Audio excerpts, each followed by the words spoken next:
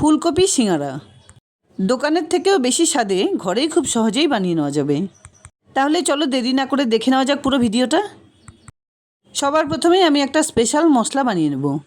তার জন্য 1 চা চামচ করে জিরে, ধনে, মৌরি, সঙ্গে কিছু গোটা গরম মশলা, 4-5টা শুকনো লঙ্কা দিয়ে মশলাগুলোকে হালকা রোস্ট করে নেবার পর একটা ছোট মিক্সার গ্রাইন্ডারে দিয়ে গ্রাইন্ড করে নিচ্ছি।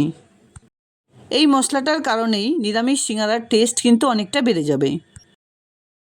এবার একটা প্যানে 1 টেবিল চামচ তেল গরম করে দিয়ে দিলাম 1/2 চা চামচ সাদা জিরে।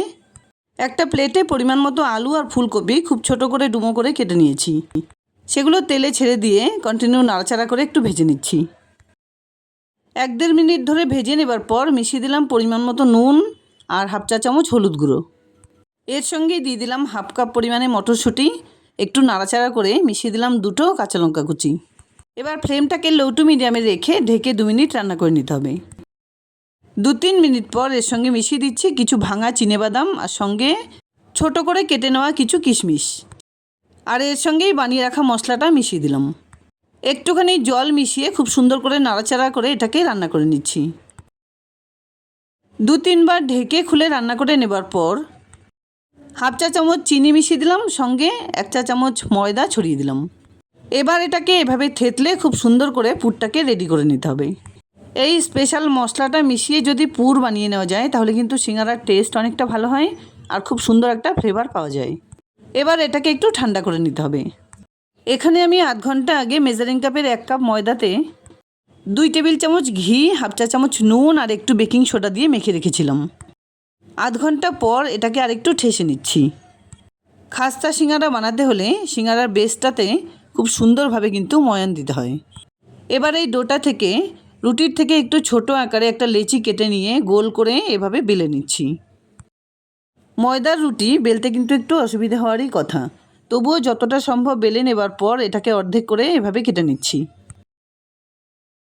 এবার একটা পার্ট হাতে তুলে নিয়ে একটুখানি জল লাগিয়ে এভাবে সেট করে নিলাম। এর পেছন দিকের কার্নিশটা এভাবে একটু চেপে দিলে ভেতরের পুর বাইরে আসার সম্ভাবনা থাকে না। এবার এর ভেতরে পরিমাণ মতো স্টাফিং ভরে দিচ্ছি। দেখো আমি ঠিক কিভাবে সিঙ্গারাটা বানিয়ে নিচ্ছি। যেদিকে ভাঁজ রয়েছে সেদিকটা বুড়ো আঙুলের দিকে রেখে উপর দিকটা চেপে আবার একটু জল লাগিয়ে এটাকে সেট করে নিলাম। দোকানেও কিন্তু ঠিক একইভাবে সিঙ্গারা বানিয়ে নেয়। একসাথে অনেকগুলো সিঙ্গারা বানিয়ে নিলে রাখার সময় থালাতে কিন্তু একটুখানি তেল স্প্রেড করে নিতে হবে, যাতে করে থালায় চিপকে না যায়। এবার ঠিক একইভাবে আরেকটা সিঙ্গারা বানিয়ে দেখাচ্ছি। হয়তো অনেকেই এই রেসিপিটি নিজের মতো করে বানিয়ে নেয়। আমি ঠিক কিভাবে এই সিঙ্গারা বানাই সেটাই তোমাদের সঙ্গে শেয়ার করলাম। যাই হোক, একটুখানি সময় নিয়ে সবকটা সিঙ্গারা ঠিক একইভাবে আমি বানিয়ে নেব। দেখো প্রত্যেকটা সিঙ্গারা কিন্তু আমার খুব সুন্দর করে বানিয়ে নেওয়া হয়ে গেছে। এবার এগুলো ভেজে নেবার পালা। তবে ভেজে নেবার আগে খুব সময় নিয়ে কিন্তু এগুলোকে ভাজতে হবে, তাহলেই খাস্তা হবে। অন্যদিকে একটা ডিপ কড়াইতে পরিমাণ মতো সাদা তেল গরম হতে বসিয়ে দিয়েছিলাম। ফ্লেমটাকে লো টু মিডিয়ামে রেখে 4-5টা সিঙ্গারা তেলে ছেড়ে দিয়ে একটা সাইড 1-1.5 মিনিট ভেজে নেবার পর উল্টে দিচ্ছি। তাড়াহুড়ো করলেই সিঙ্গারাগুলো বাইরে থেকে কিন্তু খুব সুন্দরভাবে ভাজা হবে, ভেতরে কাঁচা থেকে যাবে আর একদম মুচমুচে হবে না। তাই একটু সময় নিয়েই এগুলোকে ভেজে নিতে হবে। প্রথমবারের দেওয়া সিঙ্গারাগুলো সুন্দর গোল্ডেন ব্রাউন কালার করে মোটামুটি 4-5 মিনিট ধরে ভেজে নেওয়া হয়ে গেছে। এবার এগুলোকে তেল ছেঁকে নামিয়ে নিলাম আর ওই তেলে বাকি আরও 4-5টা সিঙ্গারা ছেড়ে দিলাম। ঠিক একইভাবে একটু সময় নিয়ে সুন্দর গোল্ডেন ব্রাউন কালার করে সিঙ্গারাগুলো ভেজে নিচ্ছি। এর আগে আমি তোমাদের সঙ্গে খাস্তা কচুরি রেসিপিটি শেয়ার করেছিলাম। তার সঙ্গে এক ধরনের রসালো চাটনি রেসিপি শেয়ার করেছি। ইচ্ছে হলে সেই ভিডিওটা তোমরা দেখে নিতে পারো। যদি চাও তাহলে কমেন্টস বক্সে সেই ভিডিওটার লিংক দিয়ে দিতে পারি।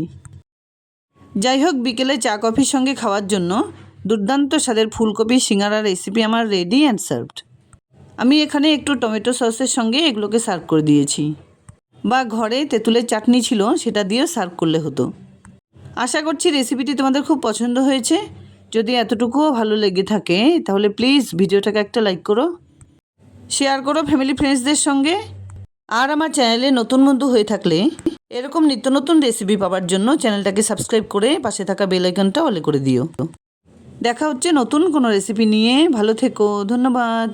আর শীত শেষ হওয়ার আগে এই রেসিপিটি একবার বানিয়ে খাওয়ার অনুরোধ রইল।